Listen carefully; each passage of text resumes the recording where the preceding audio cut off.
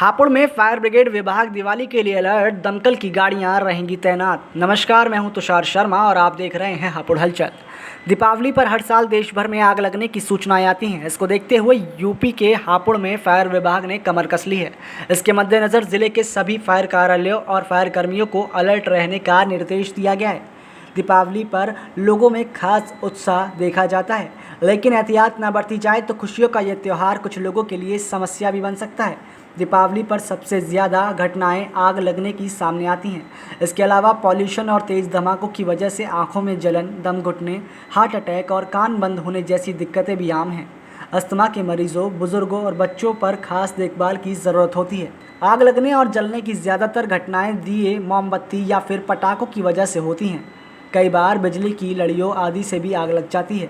वैसे सावधानी बरती जाए तो बहुत सारे हादसों से बचाव हो सकता है, जबकि देश भर में इस पर काबू पाने की जिम्मेदारी फायर विभाग पर होती है, जो कहीं से भी आग लगने की सूचना पर अलर्ट रहता है।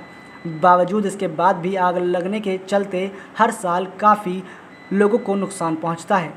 वहीं हापुड़ में CFO मनु शर्मा ने बताया कि हर साल की तरह इस साल भी दीपावली पर फायर कर्मी सब कुछ छोड़ छाड़ जनता की सेवा में तत्पर रहेंगे।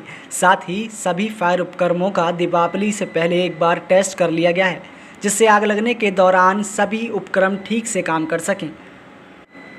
उन्होंने बताया कि दीपावली पर सभी कर्मचारियों को 24 घंटे अलर्ट रहने के निर्देश दिए गए हैं। आग लगने की कहीं से भी सूचना मिलती है तो तुरंत गाड़ी पहुंचाई जाएगी। इसके लिए कर्मचारियों की ड्यूटी भी लगाई गई है। साथ ही पुलिस विभाग के साथ भी संपर्क में रहा जाएगा।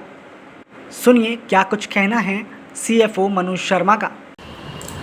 सर, दिवाली का त्यौहार नज़दीक है, ऐसे में ज़िले में आग की घटनाओं अगर सामने आती हैं तो उनके निपटने के लिए क्या तैयारियां हैं?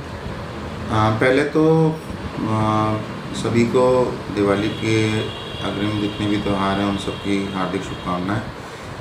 साथ में ये एक बहुत इम्पोर्टेंट मैसेज मैं देना चाहता हूँ कि अग्नि दुर्घटना हो ही ना, उसके लिए हम लोग पहले अपने लिए कुछ कार्रवाई बताई गई हैं और वो सब की जा रही हैं, जैसे कि अवेयरनेस प्रोग्राम्स सभी बाज़ारों में और भीड़ भाड़ वाले इलाकों के अंदर पैम्पलेट डिस्ट्रीब्यूट किए जा रहे हैं, अनाउंसमेंट्स करवाई जा रही हैं, जिसमें कि एक ऑडियो क्लिप चलाकर और थ्रू अनाउंसमेंट लाउड स्पीकर्स के थ्रू भी कि पटाखे ना चलाएं और अगर चलाते हैं तो क्या क्या सावधानियां उसमें रखनी हैं, और बिजली के अपने जो वायरिंग है उसको ओवरलोड नहीं करना है, क्योंकि रोशनी का त्यौहार है तो रोशनी करने के लिए काफ़ी मात्रा में जो है रोशनी का, बिजली की लड़ियों का प्रयोग किया जाता है। तो ऐसा करने पर जो है वो एक ही स्विच में, एक ही सॉकेट में बहुत सारी ओवरलोडिंग कर दी जाती है और उससे जो है शॉर्ट सर्किट होने का और ओवर हीटिंग होने के चांसेस बने रहते हैं। दूसरा, दीप और मोमबत्ती ये भी जलाए जाते हैं रोशनी के लिए, तो उस दौरान भी जहाँ बालकनीज़ में जो हैं वो कपड़े और जो स्टोर किया जाता है सामान, वो ज्वलनशील, या छतों पर काफ़ी चीज़ें रख दी जाती हैं जो कि कबाड़ की तरह लोग इकट्ठा कर लेते हैं, वो ना रखें और उनको बालकनीज़ और इन सब चीज़ों से हटा के अंदर सुरक्षित स्थान पर ही रखें, जिससे कि बाहर से आने वाला कोई भी पटाखा या चिंगारी उसको आग का रूप तब्दील ना कर दे। साथ ही साथ सभी लोगों को मैं ये भी एक प्रिकॉशन लेने के लिए कहूँगा कि सबके घर में हम एक फर्स्ट एड किट छोटी सी, जिसमें कि ज़रूरी पट्टियाँ और ऐसी क्रीम जो कि जले पर लगाई जा सकें, साथ ही साथ बाल्टी का इंतज़ाम, 2-3 बाल्टी जितनी हो सकती हैं घर में जो उपलब्ध हों उनको पानी से भर के तैयार रखें, और बालू या रेता हो या अग्निशमन यंत्र हो तो सबसे अच्छी बात है, उसको ज़रूर अपने घर में रखें, जिससे कि शुरुआती क्षणों में जो वो कार्य अपने स्तर से कर सकते हैं, जब तक फायर ब्रिगेड पहुंचेगी तब तक वो विकराल रूप ले लेती है।